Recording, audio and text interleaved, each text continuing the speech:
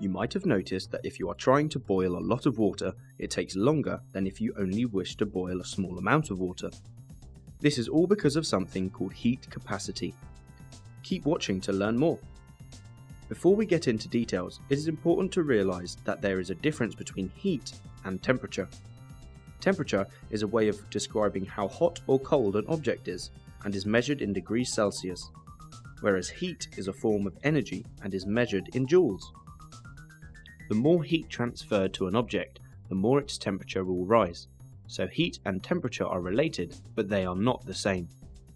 So what is heat capacity?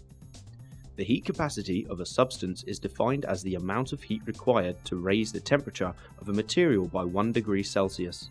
However, what's more useful for us to think about is the specific heat capacity of a substance. This is, as it says in the name, a little bit more specific. It is the amount of heat required to raise 1 kilogram of a material by 1 degree Celsius. Different materials have different known specific heat capacities, but we aren't always given a table like this, so we need to know how to calculate specific heat capacities ourselves. We have this equation, which can be written as symbols like this. The energy transferred is the heat energy absorbed or released. This equation can also be rearranged. To work out the temperature change, subtract the old temperature from the new temperature. Let's have a look at a problem. Pause the video and attempt to calculate the specific heat capacity of lead.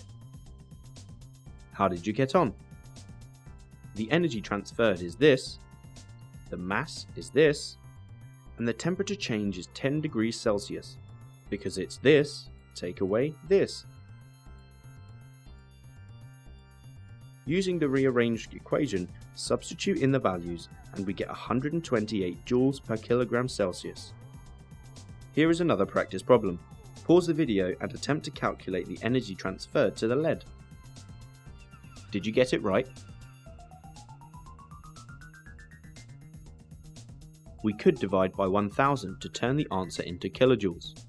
Notice that the answer is negative this time. It's because we cooled the lead. The temperature change will always be negative if it is being cooled, and positive if it is being heated. So there you have it. To summarize, specific heat capacity is the amount of energy needed to raise 1 kilogram of a substance by 1 degree Celsius. It's helpful because it allows us to work out how much energy we need to heat up or cool down a substance to a desired temperature.